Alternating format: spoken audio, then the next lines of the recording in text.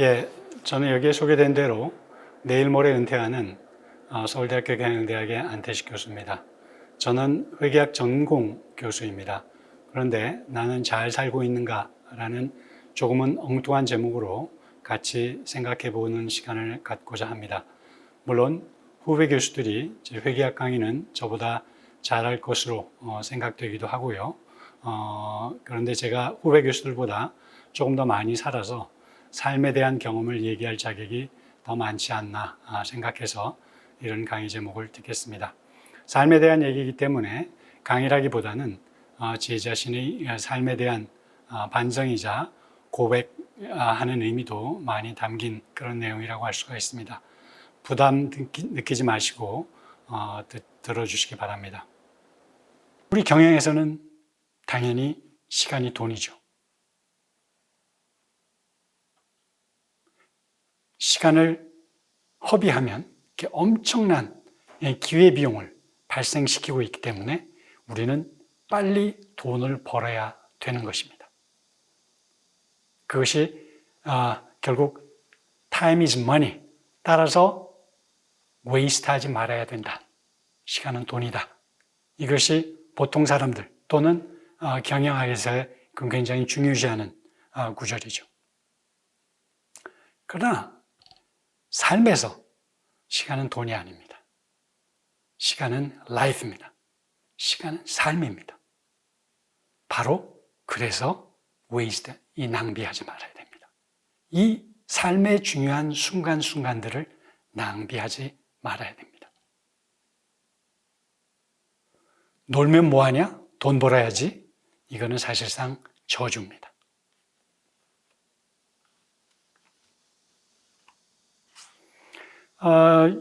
영국의 그 시인 쉐드웰이라는 사람이 다음과 같은 얘기를 했습니다. Fools live poor to die rich. 어리석은 사람들은 살 때는 거지같이 살다가 죽기 바로 직전에 부자로 죽는다. 그러니까 제대로 써보지도 못하고 삶을 제대로 그야말로 향유해보지도 못하고 그냥 계속 돈만 벌다가 죽기 전에 최고 부자가 된다. 이게 정말 어리석다. 우리가 소유 모드의 삶은 미래의 소유 극대화를 위해서 계속 삶을 향유하지 못하는 그런 바보들이라고 할 수가 있습니다.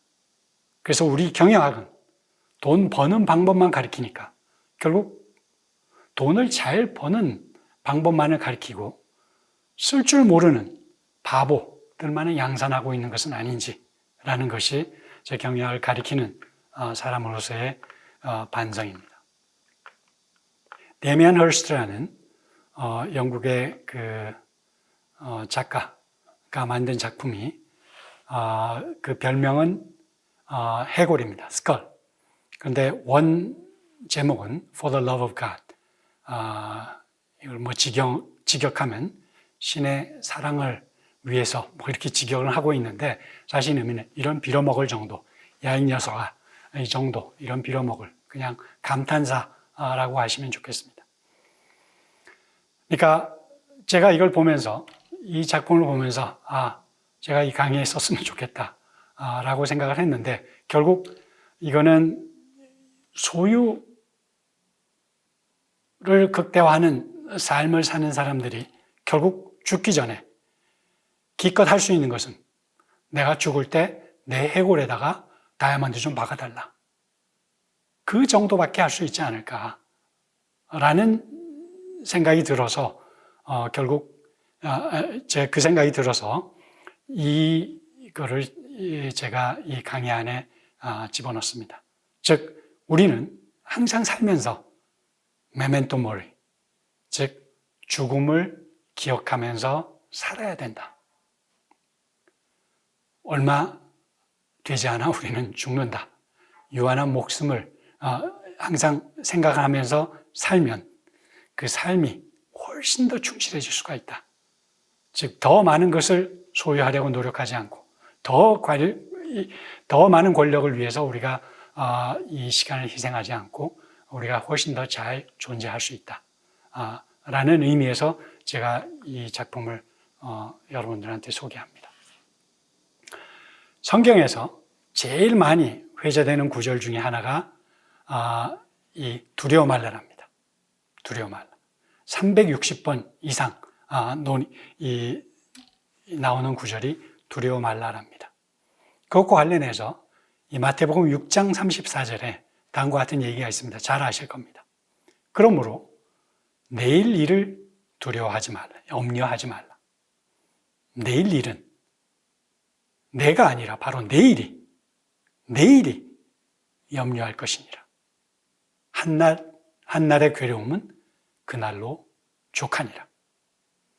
우리가 두려워한다면, 염려한다면, 또는 근심한다면 well-being을 못해서 근심하나요? 아니죠. 내 돈이 뺏길까 봐, 아니면 더 많은 벌지 못할까 봐, 승진을 못할까 봐, 내가 지금 추구하는 권력을 잃어버릴까 봐, 또는 그 권좌에 오르지 못할까 봐, 그래서 걱정, 근심하는 것은 아닌가요? 이 성경에서는 바로 근심하지 말라. 그거는 내일 일은 내일이 알아서 염려할 것이나. 그런데 우리가 근심하고 있다는 얘기는, 내일을 근심하고 있다는 것은 어떤 의미입니까? 바로 나한테 있을지도 모르는, 다가올지도 모르는 내일을 위해서 나한테 유일하게 주어진 지금 현재를 계속 희생하고 있다는 얘기입니다. 그래서 우리 소유 모드의 삶은 항상 우리를 걱정하고 근심하고 불안하게 만드는데, 이것은 결국은 이 지금 현재를, 나한테 다시 돌아오지 않는 이 현재를 계속 희생하게 만드는 그런 삶의 모드입니다.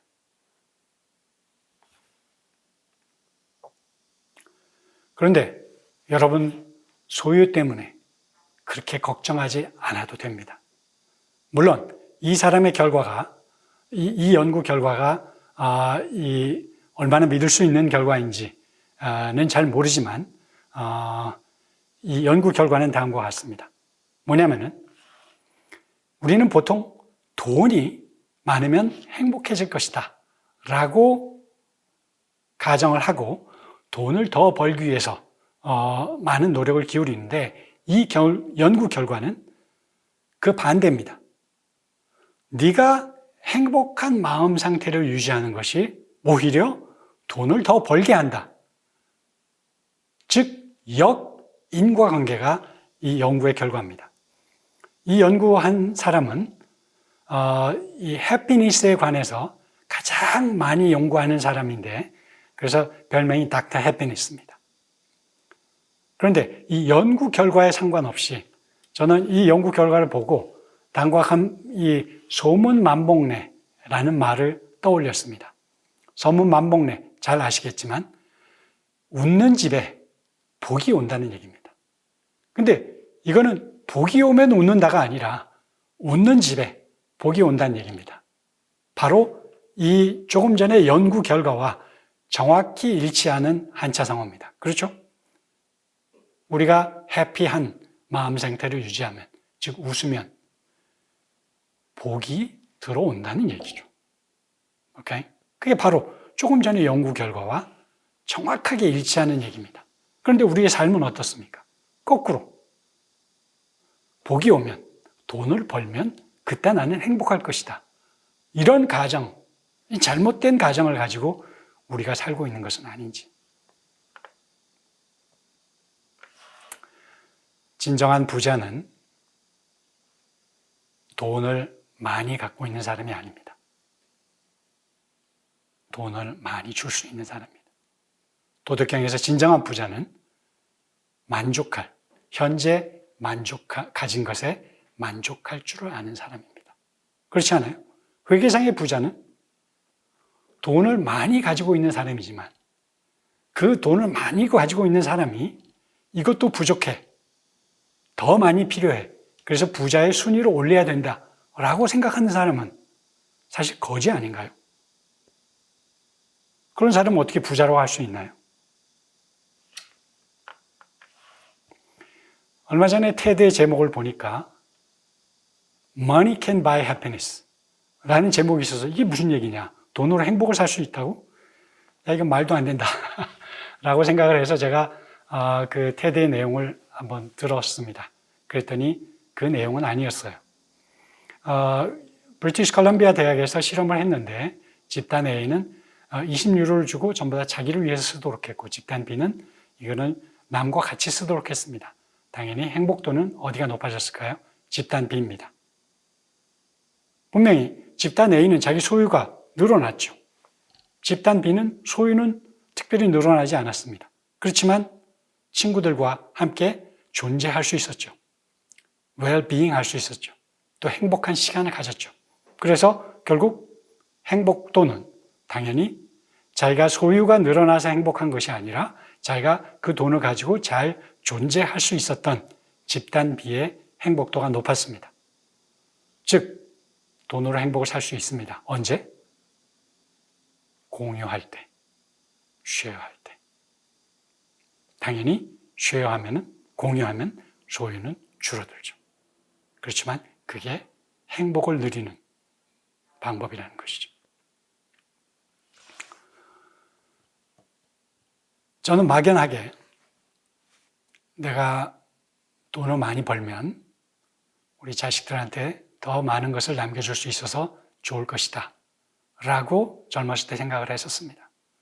그런데 점점 그 생각이 바뀌고 있습니다. 아니, 사실상 바뀌어 있습니다. 유대인 속담에 가난한 아버지가 죽으면 좋은 자식들에 의해서 둘러싸이고, 부자 아버지가 죽으면 상속받으려는 사람들에 의해서 둘러싸인다. 여기 PB를 하시는 분들이 많이 계실 텐데, 그분들한테 얘기를 들으면 돈 많은 아버지가 죽으면 그 자식들이 수십억을 가지고 싸우는 것이 아니라 1,000만 원 가지고도 자기의 권리를 주장하려고 엄청나게 싸우는 것을 많이 목격한답니다. 그거는 아버지가 자식한테 유산을 많이 남겨주어서 사실은 자식들로 하여금 서로 다투게 하는 그 원인을 제공할 수 있다고도 할 수 있습니다. 따라서 저는 자식들한테 유산을 많이 남겨주는 것이 아니라 죽기 전에는 최대한 남는 돈이 최소화될 수 있도록 그 돈을 잘 쓰고 죽고자 하는 것이 앞으로 제 삶의 목표라고 할 수가 있습니다. 자산은 회계학에서 미래 용역 잠재력이라고 정의합니다.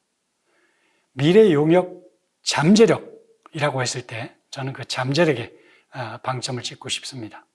따라서 자산의 가치는 언제 실현되느냐? 그것은 바로 그 자산을 사용했을 때, 그때만이 바로 가치가 실현이 되는 것입니다. 그래서 프랜시스 베이컨의 철학자를 굳이 그 사람의 한 말을 빌리지 않더라도 우리 당연히 그걸 느끼고 있을 텐데, 그 사람이 한 얘기는 다음과 같습니다.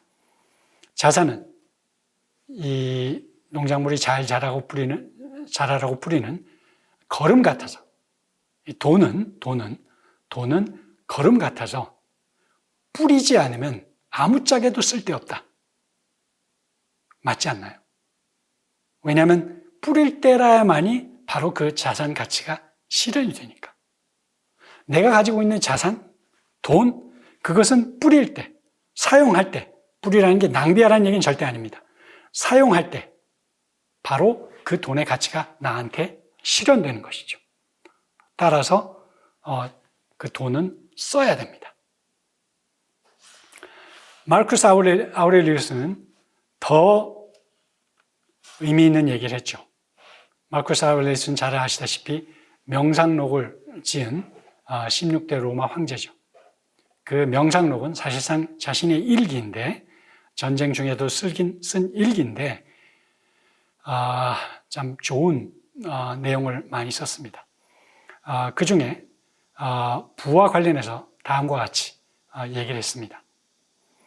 네가 영원히 간직할 수 있는 분은 역설적으로, 그건 제가 붙인 얘기, 역설적으로 남한테 주어버린 것 뿐이다. 어떻게 남한테 주어버린 것이 영원한 부가 될 수가, 영원히 간직할 수 있는 부가 될 수가 있는 것인가? 참 역설적인 표현입니다. 그런데 제가 이 표현을 사실은 우리 동료 교수와 같이 전역을 하면서 한번 실제로 이 표현을 쓴 적이 있었습니다. 그 교수는 미국의 대학에서 교수를 하다가 우리 대학 교수로 부임한 교수인데, 그분이 저녁을 먹으면서 자기 그 미국에 있던 같이 있던 노 교수가 생각이 많이 난다. 왜 생각이 많이 나냐? 그랬더니 그 노 교수는 자기 아이들이 연구실에 왔을 때 캔디도 주고, 또 대화도 많이 하고, 또 자기 아이들이 그렸던 그림도 자기 연구실에다가 붙여놓고, 그래서 자기 아이들한테 베푼 친절, 이런 호의가 많이 기억나서 굉장히 생각이 많이 난다 그러더라고요. 근데 그럼 뭐 나중에 보면 되겠네 그랬더니 바로 그 교수가 죽었답니다. 그래서 제가 바로 이 구절이 생각이 나서 마르쿠스 아우렐리우스의 이 구절이 생각이 나서 그 교수한테 얘기한 적이 있었습니다. 즉, 그 교수는 비록 이 세상을 떠났지만 그 교수가 베푼 친절, 호의, 이것은 바로 이 우리 대학에 있는 그 동료 교수의 마음속에 영원히 남아있는 것이죠. 꼭 부가 아니라도 그 베푼 친절은 바로 이 교수한테 그대로 남아있는 것이죠. 부도 마찬가지죠. 그 영원히 간직할 수 있는 부는 자기 죽은 다음에는 자기 것이 아니니까 영원히 간직할 수 있는 부는 결국 이 세상에 살아있을 때 뿌린 것이 바로 자기가 영원히 죽은 뒤에도 간직할 수 있는 부란 얘기입니다.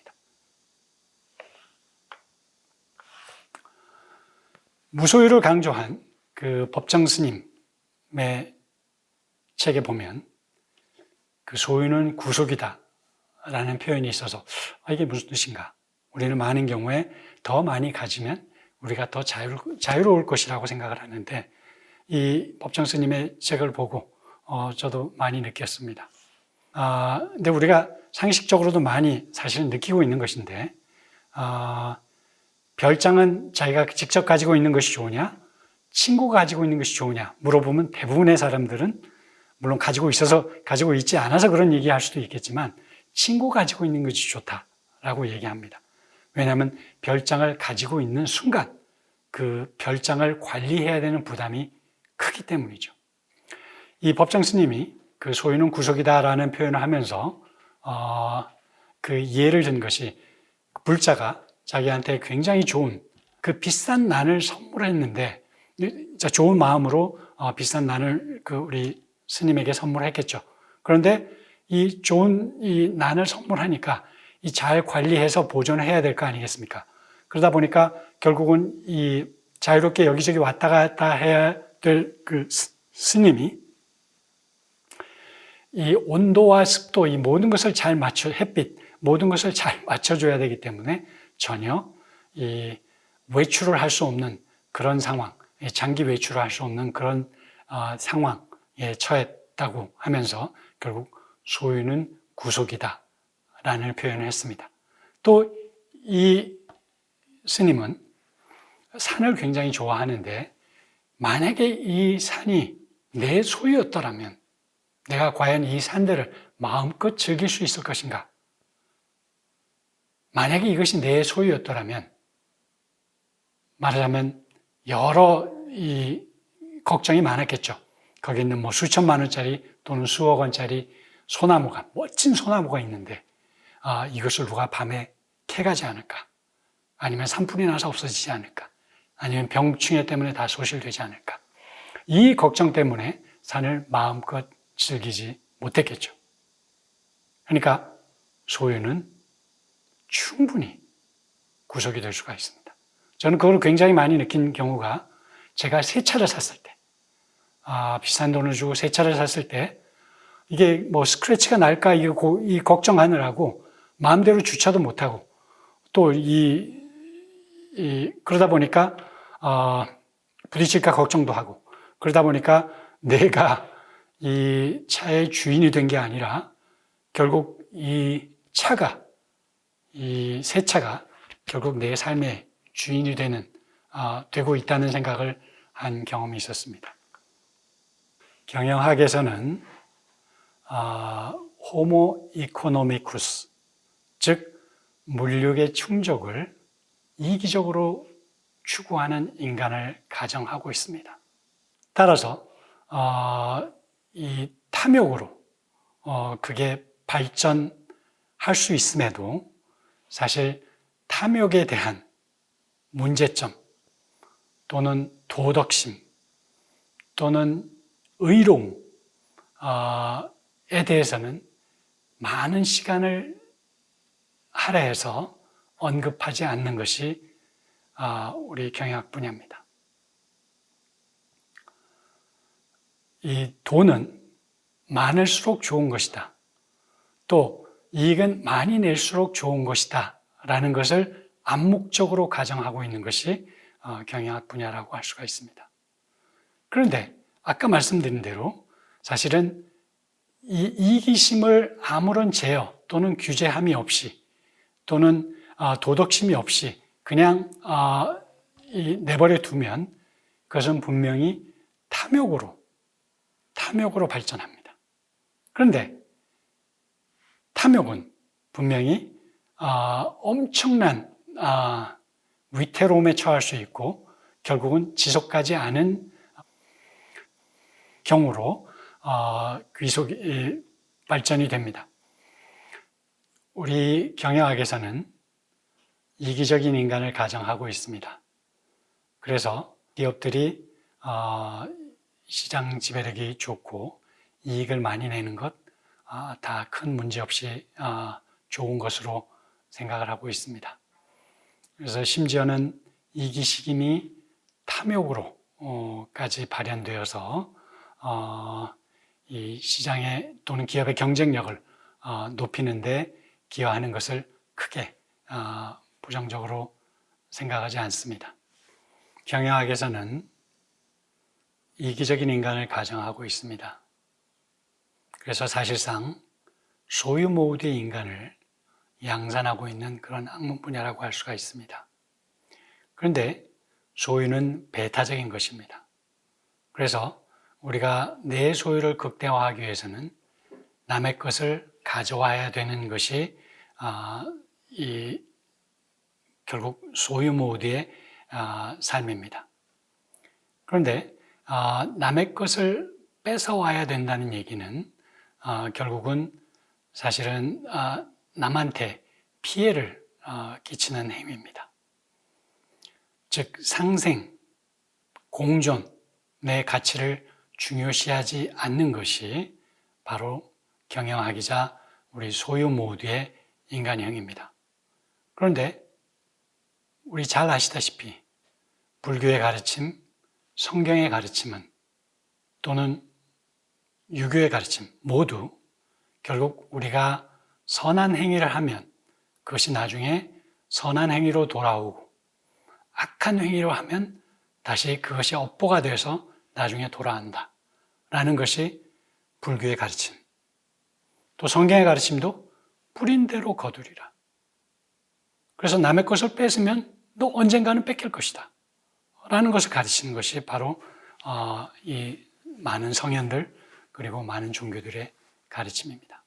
불행하게도 우리 경영학은 이기적인 인간을 가정하고 있고 그 이기심에 대해서 크게 문제 삼지 않는 것이 우리 경영학입니다. 즉 자기의 이익만을 생각하는 것이 추구하는 것이 경영학인데 정말 이 불교의 가르침이나 인과응보나 또 성경의 뿌린 대로 거두리라를 생각하면 결국은 내가 지금 이타적인 행위를 하면 결국은 나중에 나한테 도움이 된다라는 것이 바로 이 좋은 가르침인데, 이 가르침의 내용은 결국 뭐냐면 내가 이타적인 행위를 하면 그것은 결국 자기한테도 이득이 된다는 얘기입니다. 다시 말하면 우리 경영학에서는 자기의 이익만을 추구하라 라는 것을 가르치는 데 반해서 이 종교적인 가르침이나 이 성현들의 가르침은 네가 지금 이타적인 행위를 하면 그것이 나한테도 도움이 된다. 다시 말하면 이타가 곧 자리가 된다라는 것이 바로 이 삶을 잘 이해하는 사람들의 가르침입니다. 그래서 우리 경영학에서는 이기심만을 중요시하고 이기심이 결국 모든 발전, 문명의 발전을 이루었고 이것은 결코 나쁜 것이 아니다라고 하는데, 물론 이기심이 나쁜 것이 아닙니다. 탐욕이 나쁜 것입니다. 그래서 우리는 탐욕을 최대한 억제하고 또 동시에 적극적인 이타적인 행위가 결국 자기한테 손해가 되는 행위가 아니라는 것을 아는 것이 우리 경영학을 배우는 사람들 또는 경영을 하는 사람들이 꼭 잊지 말아야 될 내용이라고 생각을 합니다. 즉, 자리, 이타, 이타적인 행위가 결코 이것은 자기한테 손해되는 것이 아니라 결국은 그것이 자기한테 이득이 되는 행위다. 즉, 바보같이 자기 것만을 계속 추구하는 스투피드한 그런 에고이스트가 아니라 진정 스마트한 에고이스트는 자기가 여유가 있을 때 마음이든 친절이든 힘이든 아니면 물질이든 자기가 여유가 있을 때 베풀 수 있는 사람이 결국은 그것이 자기한테 나중에 도움이 되는다. 이것이 결국은 불교의 가르침이다. 성경의 가르침이다. 성현들의 가르침이다. 그런데 이 가르침은 소유 모두의 삶을 사는 사람한테는 도저히 이해할 수 없는 것이죠. 왜냐? 나누면 자기의 소유가 감소하기 때문에. 오케이? 그러니까 바로 우리 소유 모두의 삶은 그 삶을 제대로 이해하지 못하고 있는 삶이라는 것을 우리가 깨닫는 것이 중요하다라고 말씀드리고 싶습니다. 그 자리이타 개념을 아주 잘 요약한 내용이, 물론 제가 이상하게 달라이라마가 자주 언급이 되는데 이거는 물론 다른 모든 이 성현들이 한 얘기와 크게 다르지 않습니다. 무슨 얘기냐면 우리 다른 사람들을 행복하게 하고 싶으냐? 자비를 베풀어라. 그건 우리가 다 이해하고 있는 거 아닙니까? 그렇지만 정말 너 자신이 행복하고 싶으냐? 자비를 베풀어라. 그럼 우리가 추구하는 추구하는 삶의 목표가 행복이라고 우리 다 동의하지 않았습니까? 그럼 우리가 행복하기 위해서는 결국은 자비심을 베풀어야 된다는 얘기입니다. 그러니까 자기가 가진 것을 나눌 수 있어야 된다는 얘기죠. 그게 결국 우리가 추구하는 최종 목적, 행복을 달성할 수 있는 비결이라는 얘기죠. 즉, 다시 말하면 그게 스마트한 에고이스트고 그게 바로 자리이타라는 얘기입니다. 자, 우리 잘 알고 있는 사자성어 중에 하나가 인생만사 세옹지마라는 내용이 있지 않나요? 이 내용은 인생은 변전무상해서 길흉화복을 예측할 수가 없다라는 얘기입니다.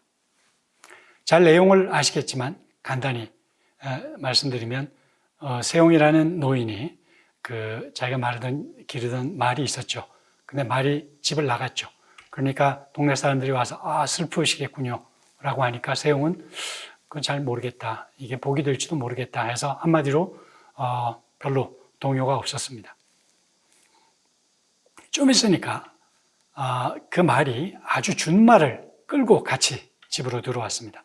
그러니까 많은 마을 사람들이 와서 야 정말 축하할 일이네요 하니까 이 세옹 역시 이것 때문에 또 화가 될지도 모른다.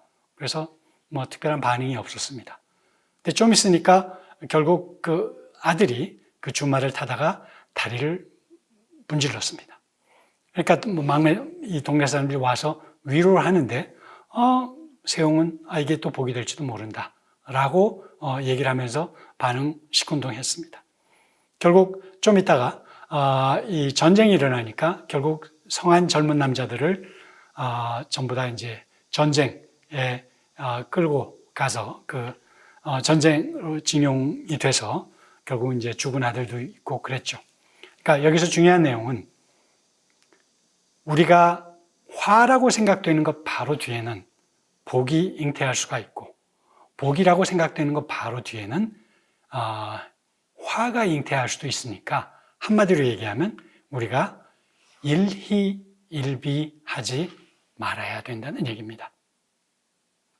우리가 어떤 상황에 처했을 때 난 좌절하는 것은 결국 뭐냐면 이것 때문에 내 앞으로의 인생도 망할 것이다 라고 미래까지 자기가 다 예측할 수 있다는 절대자의 역할을 지금 하고 있는 것이나 다름없습니다. 그러나 우리는 미래를 예측할 수도 없고 미래는 변하는 것이고 따라서 우리가 어떤 상황에 처하든 그게 일희일비하지 말아야 된다는 내용이 결국 세옹지마의 가장 중요한 레슨입니다.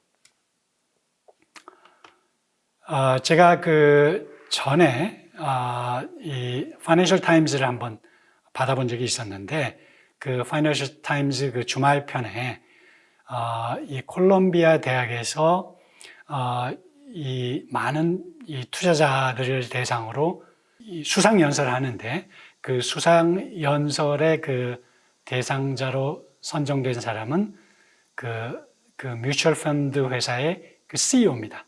그 사람 과거 수익률이 아주 좋아서 그 상을 받으면서 이제 스피치를 하게 된 것이죠. 그 사람이 무슨 얘기를 했냐면 나는 젊은 시절을 매우 행복하게 살았다. 근데 행복하게 살았던 이유는 뭐냐면 그것은 내 아버지가 뉴욕의 택시 운전사였기 때문이다. 택시 운전사로 말하면 정말 뉴욕에서 가장 힘든 직업 중에 하나라는 생각이 듭니다. 그런데 자기는 아버지가 그 택시 운전사, 자기는 무슨 짓을 해도 자기 아버지보다 나을 수 있었고 또 자기 아버지로부터 언제든지 칭찬을 받을 수 있었고 그래서 난 무슨 일인지 도전할 수 있었고 그래서 내가 지금 현재까지 이렇게 올 수 있었다.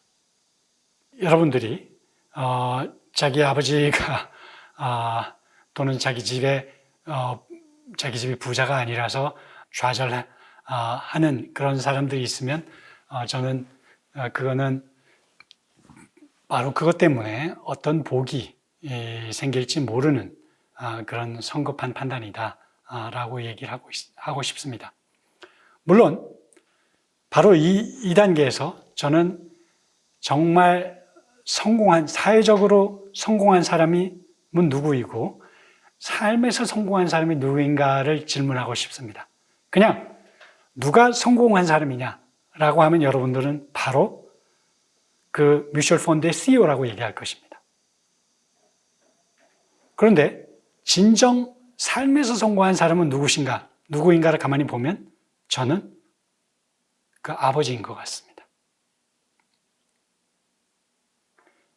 그 삶을 살면서 크게 걱정하지 않고 자기 일을 성실히 하면서 자기 아들이 성장해가는 모습을 보면서 항상 행복해하고 그런데 지금 뮤추얼 펀드 CEO는 사실은 이제 그야말로 사회적으로 성공한 사람이기 때문에 이제는 또 그 성공을 유지하기 위해서 굉장히 많은 시간을 또 자기 수익률을 높이기 위해서 삶의 많은 시간을 할애해야 될 것입니다. 그래서 사회적으로는 분명히 성공했는데 이 사람이 정말 걱정, 근심 없이 자기가 이룬 것을 잘 향유하면서 사는가, 아니면 또 내가 이 높은 수익률을 올리기 위해서 지금 계속 걱정해가면서 살 것인가, 그건 제가 잘 모르겠지만 분명히 삶에서 성공한 사람은 저는 아버지인 것 같습니다. 과연 이 뮤추얼 펀드 CEO가 그 성공적인 삶을 아까 의미에서 행복한 삶을 살고 있을 것인가? 그거는 잘 모르겠습니다. 그래서 인생 만사 세옹지마라는 얘기를 하면서 저는 분명히 하고 싶은 얘기는 세옹지마, 인생 만사 세옹지마와 비슷한 내용의 이 주장을 한 철학자가 니체입니다. 아모르 파티입니다.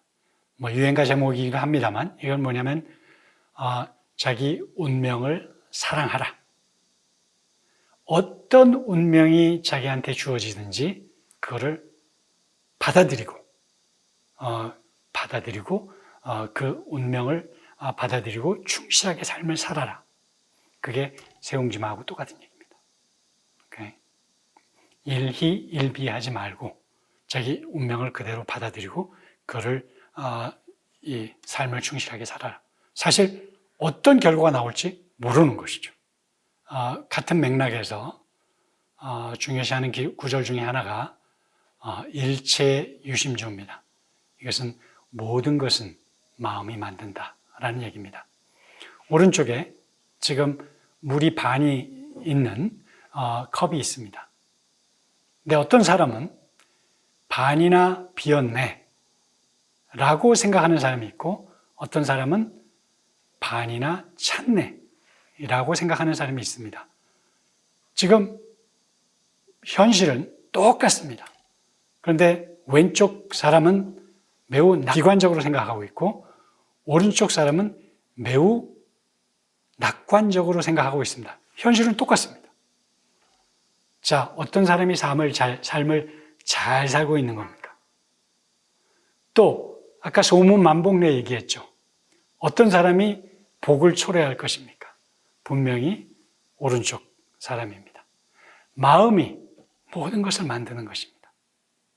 셰익스피어도 물론 셰익스피어만 이런 얘기한 것이 아니라 많은 성현들이 얘기했지만 그냥 셰익스피어도 이런 얘기를 했습니다. 아무것도 좋거나 나쁜 것이 없다. 무엇이 만드느냐? 바로 네 생각이 좋고 나쁜 것을 만드는 것입니다. 그러니까 중요한 것은 마음입니다.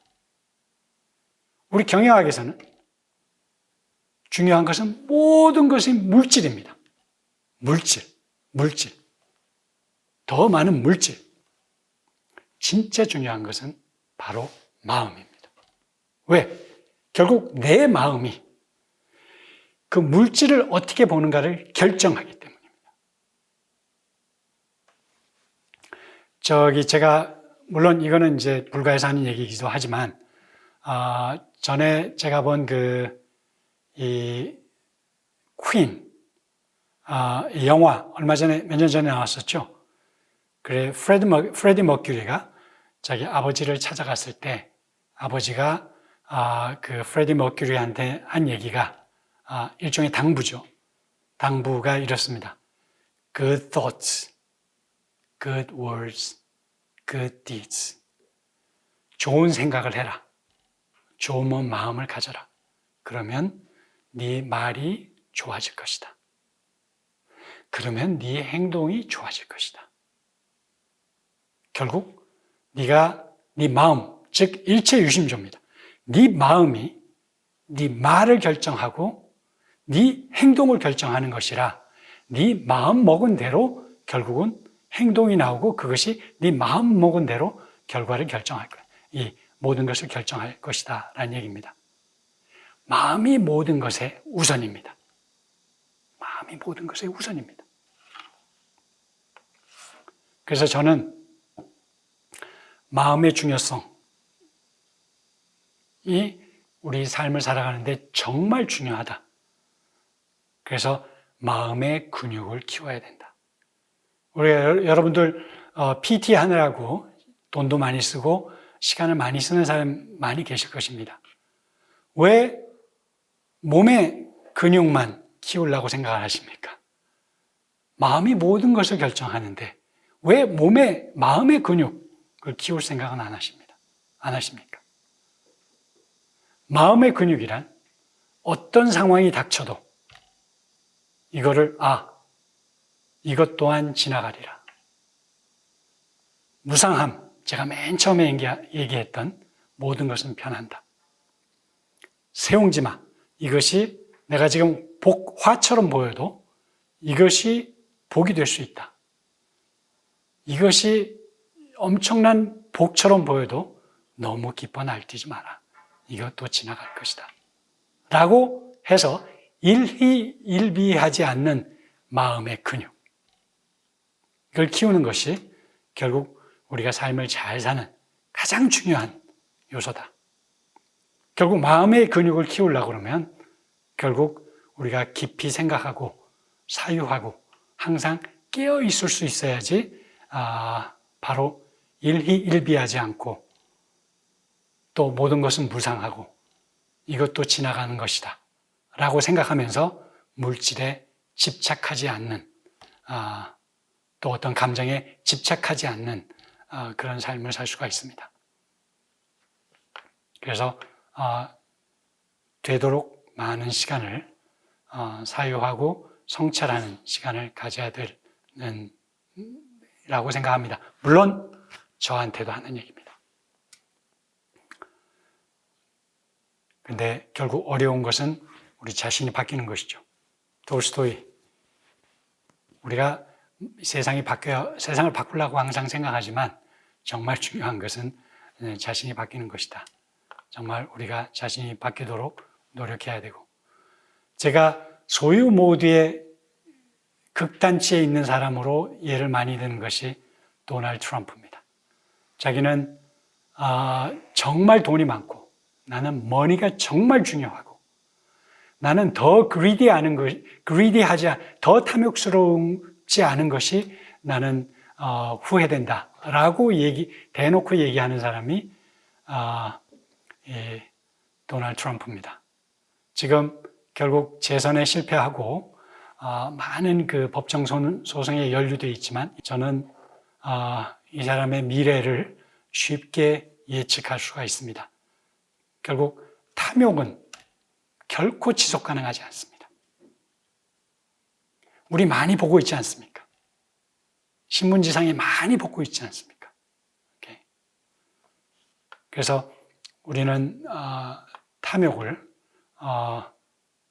줄여야 되고 소유 모드, 소유 극대화에 대한 그런 욕심을 줄이고 지금 존재, being well을 하려는 이 순간순간을 희생하지 말고 미래의 소유를 희생하지 말고 이 순간순간 잘 존재하려는 그런 노력을 해야 된다. 이와 대조적인 대통령, 잘 존재하고 있는 대통령, 이 우루과이 대통령 호세 무이카, 이 사람은 사실 혁명가였습니다. 이 사람이 하는 얘기를 들어보시죠. 부자들이야말로 가난한 사람들이다. 왜냐하면 그들의 욕심은 끝이 없기 때문이다. 나는 인생을 간소하게 살기로 했고 많은 것들을 소유하는데 낭비하고 싶지 않다. 사치스러운 생활을 지속하기 위해서 일에만 몰두하고 일의 노예가 되는 사람이 바로 진정 가난한 사람이다. 지금 트럼프는 정말 자기가 부자라고 지금 주장하고 있지만 가난한 사람이라고 얘기하고 있는 것입니다. 인생에서 가장 중요한 것은 물질이 아니라 삶을 누릴 수 있는 시간. 비싼 물건은 돈으로 사는 것이 아니라 당신의 소중한 시간으로 사는 것이다. 다시 말하면 우리가 하는 많은 소비, 많은 물질을 사는 것은 우리의 인생의 많은 부분을 기회비용으로 치르고 우리가 비싼 물건 또는 권력을 추구하는 것입니다. 우리가 합리적인 경영자라면 기회비용을 항상 고려해야 되는 것이죠. 삶에서도 마찬가지로 우리가 기회비용을 고려하면서 돈과 권력을 고려해야 되는 것입니다. 마무리하겠습니다. 아까 이 마르쿠스 아우렐리우스, 정말 행복한 삶을 사는데 필요한 것은 정말 조금이다. 물질은 정말 조금이다라는 얘기죠. 제가 이걸 절감했던 이 기억이 있습니다. 제가 살이 많이 쪄가지고 이제 다이어트를 하니까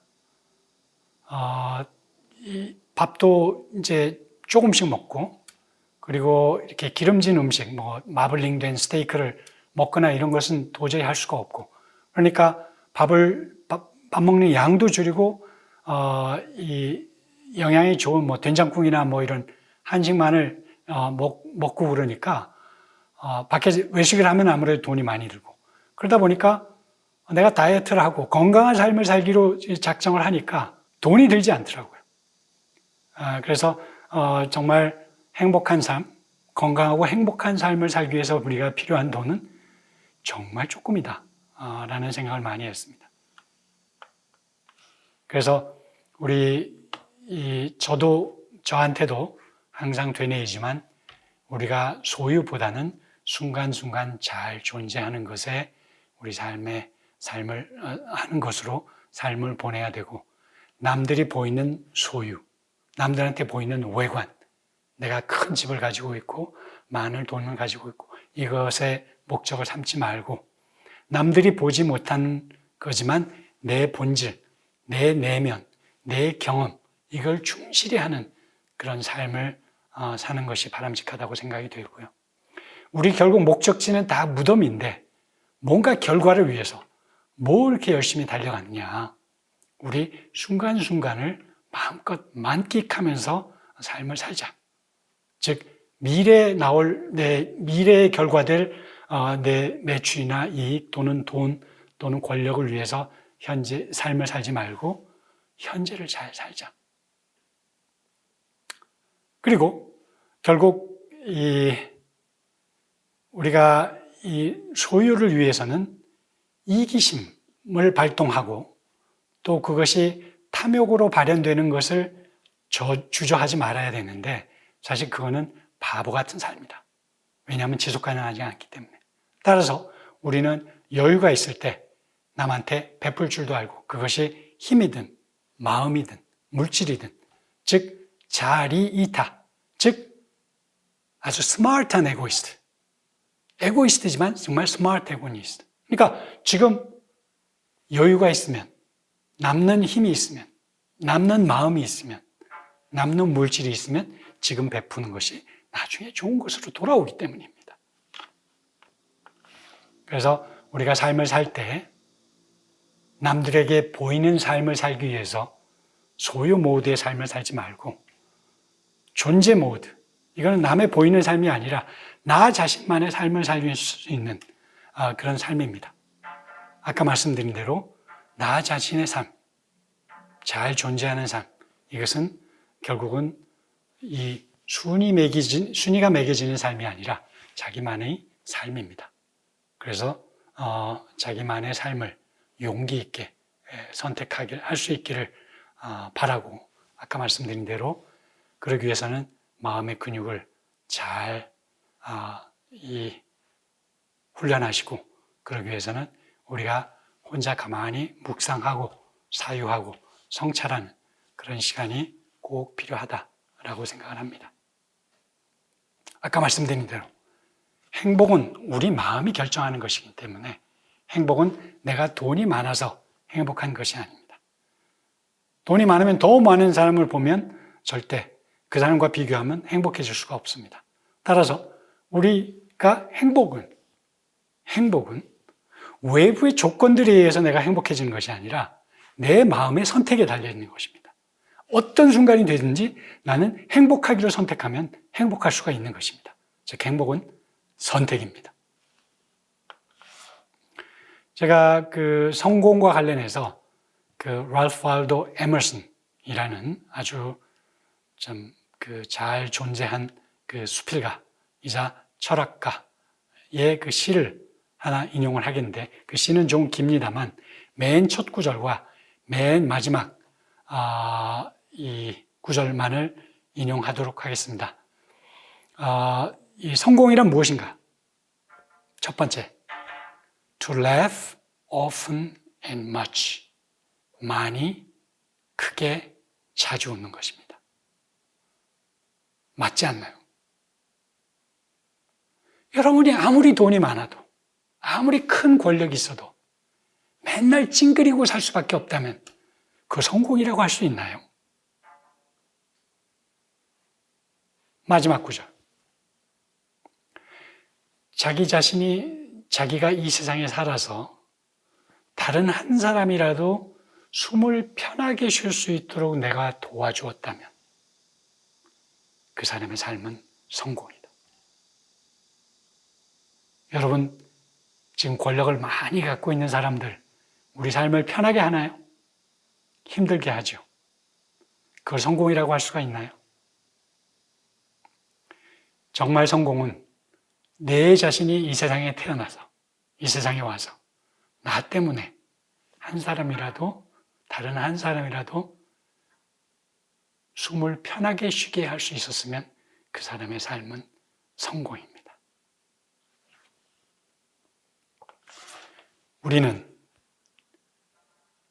우리가 살아있다는 가장 강력한 증거는 우리가 숨을 쉬고 있다는 얘기입니다. 한번 들이쉬고 내쉬고, 이것이 내가 살아있다는 가장 강력한 증거입니다. 그런데 불행하게도 내가 한번 들이쉬고 내쉴 때마다 내가 살아있다는 강력한 증거는 바로 내가 한번 들이쉬고 숨을 내쉴 때마다 내가 죽어가고 있다는 강력한 증거입니다.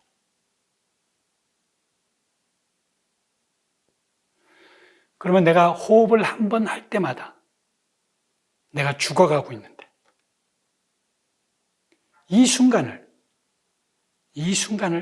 잘 살아야 되지 않겠습니까? 나한테 다가오지 않을지 모르는, 내가 언제 죽을지도 모르는데 더 많은 돈, 더 많은 권력을 위해서 내가 순간순간 죽어가고 있는데 그걸 추구하면서 이 현재, 이 순간순간을 희생하는 것이 좋은 삶입니까?